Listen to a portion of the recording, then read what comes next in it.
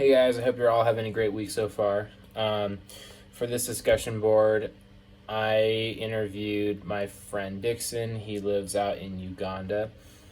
He is a Ugandan. He's from a town called Arua.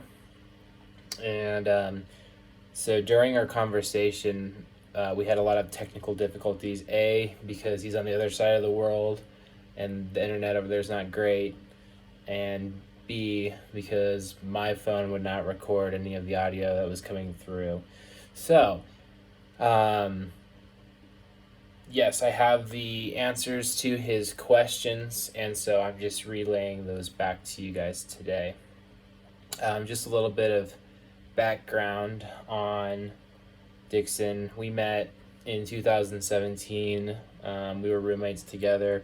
We did mission work together. We're very close friends. I consider him a brother, and I get to talk. I'm thankful to be able to talk to him through Facebook and WhatsApp about twice a week. I'm very thankful for that. All right. So, first question I asked him was, is Uganda a producing nation or a consuming nation? This one I was a little surprised by his answer, but he said Uganda is mainly a consuming nation. And his reason for saying that is they don't produce a whole lot of goods to ship out to other countries. A lot of the stuff that they receive is from countries on the coast.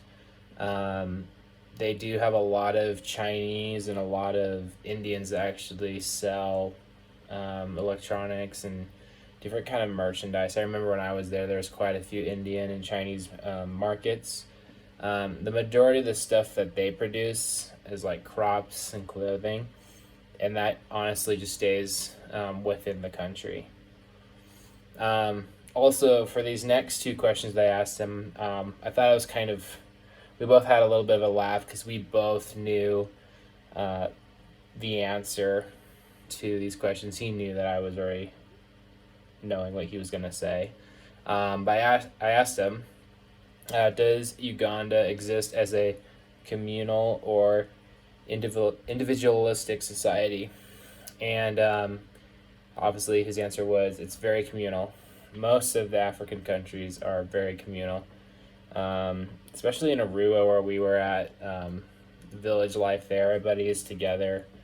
If everybody knows what's going on with other families, which is a good thing and sometimes a bad thing. Sometimes rumors spread and they spread very fast over there.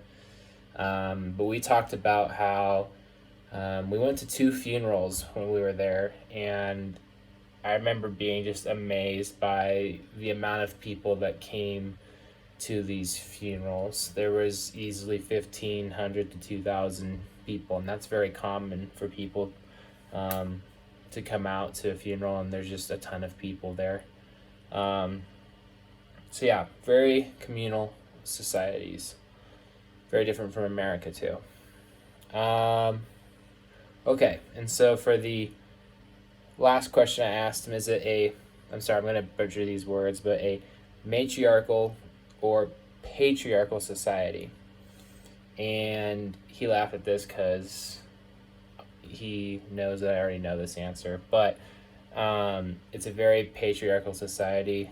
Men are dominant and are in charge out there, and that's just a part of their culture. It's very interesting to see.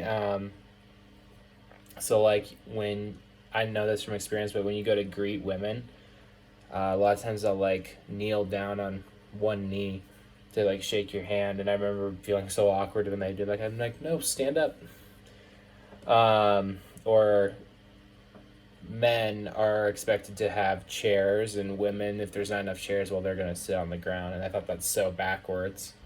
Because here, if a woman doesn't have a chair, you obviously want to offer that to her, but there it's like complete opposite. So that was very weird for me to experience, but that's just a part of their culture. All right. Anyways, thanks for listening. I'm going to be posting a couple pictures of him so you guys can see who he is. Yeah.